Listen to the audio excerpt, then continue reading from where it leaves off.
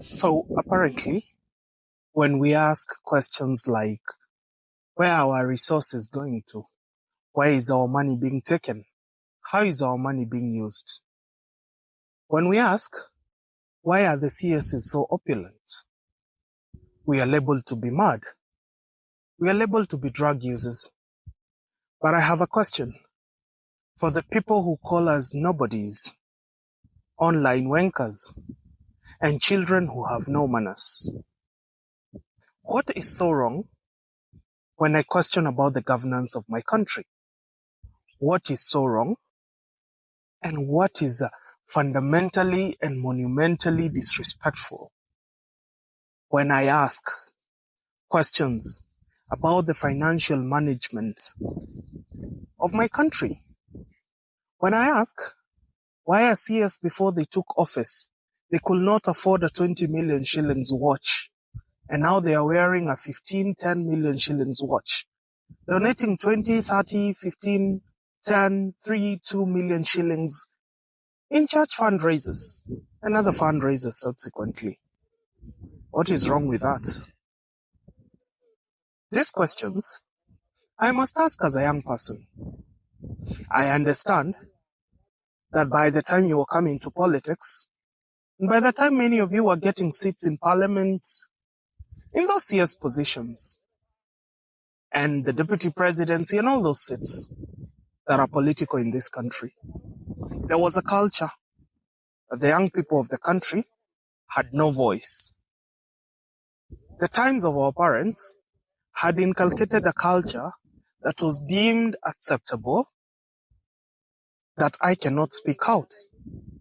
As a young person, I was not allowed to even give or air my opinion on how the president is running the country, on how parliament is functioning, and all those things. But now, I'm educated. And when I was in school, I was told to go to school, be bright, perform well, and that the future belonged to me.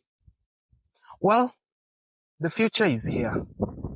Why am I not allowed to speak of the ills that are happening in government?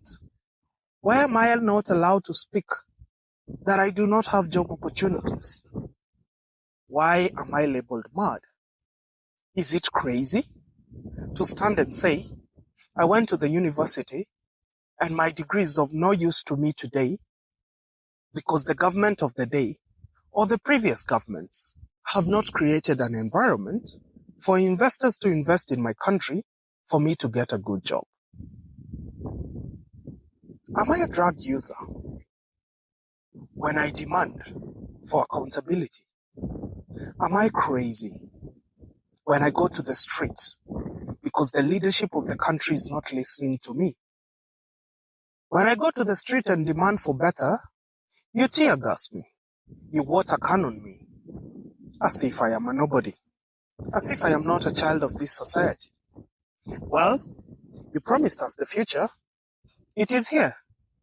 And we understand greatness is not given freely, but it is taken by the brave, for those who have the tenacity, and for those who have the strength to go for it. I will come for my future. Label me crazy. Label me a drug user. Label me a kid who comes in an Uber and later sits down in KFC. Label me a child who's been paid by rogue politicians to destroy the infrastructure of the country. But remember, I am not like you. I am a young man with the rights enshrined in the Constitution. I am a young man who understands how systems of governance should work. Some men, young, women, young, have traveled abroad and have seen the effects of good leadership as well as the effects of bad leadership. And so that our country does not end up like South Sudan and the likes, so that our country does not end up in a limbo that only we, the common citizens, will suffer, we will demand our rights. We will stand up for what is right, and we will ask for what belongs to us. That is my unfiltered insight.